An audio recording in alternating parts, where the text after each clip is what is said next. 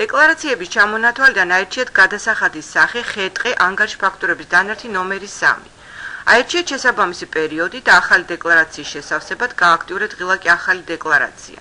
სისტემა ეკრანზე გამოიტანს პირველადი დეკლარაციის ფორმა შესაბამისი პერიოდის მითითებით. გამოწერილი ხე-ტყის საგადასახადო ანგარიშ ფაქტურების ნაწილი პირველი შესავსებად ჩამოშალეთ და აირჩიეთ შესაბამისი სერია. შეიტანეთ სერიის ნომერი და თარიღი. შეავსეთ საიდენტიფიკაციო კოდი ან პირადობის ნომერი. შეიტანეთ ხე-ტყის დასახელება და სახეობა. რაოდენობა შეიტანეთ ციფრებში. ფასი ლარებში. დამატებული ღირებულების გადასახადის თანხას სისტემა ავტომატურად დაითვლის. ყურადღება. მოცემული ჩანართები წარმოადგენენ ფილტრაციის პირობებს, რომელიც დაგეხმარებათ სასურველი ჩანაწერის მოძიებაში. შეტანილი მონაცემების წასაშლელად გააქტიურეთ ღილაკი გასუფთავება, ხოლო სტრიქონის დასამატებლად გააქტიურეთ ღილაკი დამატება. უკვე დამატებულ ჩანაწერში ცვლილებების შესატანად გააქტიურეთ ღილაკი ლუპა, ხოლო დამატებული სტრიქონის წასაშლელად შესაბამისი ღილაკი წაშლა. სისტემა ასევე საშუალებას გაძლევთ მონაცემების დასამატებლად გამოიყენოთ ფაილის ატვირთვის სერვისი, ანუ განახორციელოთ იმპორტი. ფაილის ნიმუშის ჩამოსატვირთად გააქტიურეთ ღილაკი ექსპორტი. ყურადღება. ფაილის ფორმატი არ შეცვალოთ და დაიცავთ მისი შევსების წესი. გააქტიურეთ ღილაკი იმპორტი და გაიარეთ ფაილის ატვირთვის სტანდარტული პროცედურა. აატვირთეთ თქვენს მიერ უკვე შევსებული XML ფორმატის ფაილი. სისტემა გამოიტანს ახალ კონტექსტურ ფანჯარას ატვირთვის შედეგი, სადაც თქვენ შეგიძლიათ ნახოთ, თუ რამდენი მონაცემი აიტვირთა და რამდენი არა.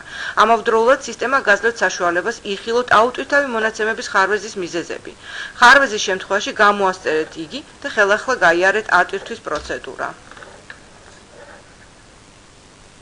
შემდეგ გვერდზე გადასასვლელად გააქტიურეთ ღილაკი შემდეგ. შეძენილ საქონელზე მომსახურებაზე გამოწერილი საგადასახადო ანგარიშ ფაქტურები ნაწილი 2 შეავსეთ პირველი ნაწილის მსგავსად. მიყევით ველებს და მონაცემები შეიტანეთ დასახელებების მიხედვით. მონაცემების ფაილით ატვირთვა, ანუ იმპორტის ფუნქცია, გამოიყენეთ წინა მაგალითის მსგავსად და გაიარეთ ატვირთვის სტანდარტული პროცედურა.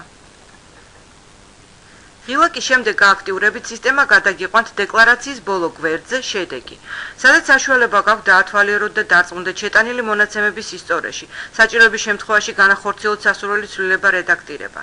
თუ დარწმუნდით, რომ შეტანილი მონაცემები სრულყოფილია და არ აპირებთ მის გადაგზავნას, მაშინ გააქტიურეთ ღილაკის შენახვა. ხოლო თუ გადაწყვიტავთ, რომ დეკლარაცია უნდა გადააგზავნოთ, მაშინ გააქტიურეთ ღილაკი გადაგზავნა. იმოქმედეთ სისტემის მიერ გამოტანილი შეტყობინებების მიხედვით. წარმატებით განხორციელებული გადაგზავნის შემთხვევაში სისტემა ეკრანზე გამოიტანს გადაგზავნილი დეკლარაციის სარეგისტრაციო ნომერსა და დასტურს გადაგზავნის შესახებ. ამავე შეტყობინებიდან სისტემა საშუალებას გაძლევთ მოახდინოთ გადაგზავნილი დეკლარაციის ბეჭდვა. ამისათვის გააქტიურეთ შესაბამისი ღილაკი ბეჭდვა. გისურვებთ წარმატებებს.